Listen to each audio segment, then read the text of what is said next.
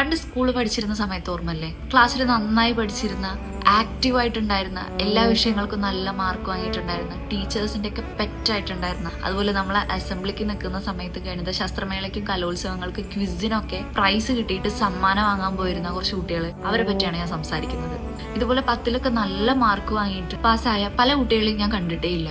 ഞാൻ എന്റെ ചുറ്റും നോക്കുന്ന സമയത്ത് അന്നൊക്കെ ഭയങ്കര ആക്റ്റീവായിട്ടുണ്ടായിരുന്ന പല പെൺകുട്ടികളും ആൺകുട്ടികളും ഒക്കെ വളരെ ഓർഡിനറി ലൈഫ് ലീഡ് ചെയ്തുകൊണ്ടിരിക്കുകയാണ്. ഇപ്പൊ പെൺകുട്ടികളാണെന്നുണ്ടെങ്കിൽ കല്യാണം കഴിഞ്ഞ് അങ്ങനത്തെ വളരെ സാധാരണ ആയിട്ടുള്ള ഒരു ലൈഫ് ലീഡ് ചെയ്യാണ്. അതിപ്പോ ആൺകുട്ടികളാണെന്നുണ്ടെങ്കിൽ അവരുടെ ഒരു പൊട്ടൻഷ്യൽ അനുസരിച്ചിട്ടുള്ള ഒരു പൊസിഷനിലൊന്നും അല്ല നമ്മൾ കാണുന്നത്. ലൈഫിൽ ഏതോ ഒരു പോയിന്റിൽ അവർ സ്റ്റക്കായി പോയിട്ടുണ്ട്.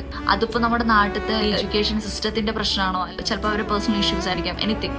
ടീനേജിൽ അവർക്ക് ഉണ്ടായിരുന്ന ഒരു എനർജി ഉണ്ട്, അതിന്റെ ഒരു അംശം പോലും അവരിൽ നമുക്കിപ്പോ കാണാൻ പറ്റുന്നില്ല. അന്ന് നമുക്കൊക്കെ പഠിക്കാൻ അത്രയും ബുദ്ധിമുട്ടുണ്ടായിരുന്ന പല സബ്ജക്റ്റുകളിലും നല്ല മാർക്ക് വാങ്ങിയിട്ട് പാസ്സായിരുന്ന കുട്ടികളെ പറ്റിയാണ് ഞാൻ ഈ പറയുന്നത്. ഏത് പോയിന്റിലാണ് അവർ സ്റ്റക്കായി പോയത്, അല്ലെങ്കിൽ എന്തുകൊണ്ടാണ് അവരുടെ കരിയറിലും അവരുടെ പേഴ്സണൽ ലൈഫിലൊക്കെ അവർ ഇത്രയും ഇനാക്റ്റീവായി പോയത് എന്നുള്ളത് ഞാൻ പലപ്പോഴും ആലോചിക്കാറുണ്ട്. നിങ്ങളെ റീസൺ എന്ത് തന്നെ ആയിക്കോട്ടെ, പക്ഷേ നിങ്ങളുടെ അന്നത്തെ പൊട്ടൻഷ്യൽ വെച്ചിട്ട് ഐ തിങ്ക് നിങ്ങൾക്കൊക്കെ ഒരു ബെറ്റർ ലൈഫ് ഡിസേർവ് ചെയ്യുന്നുണ്ട്.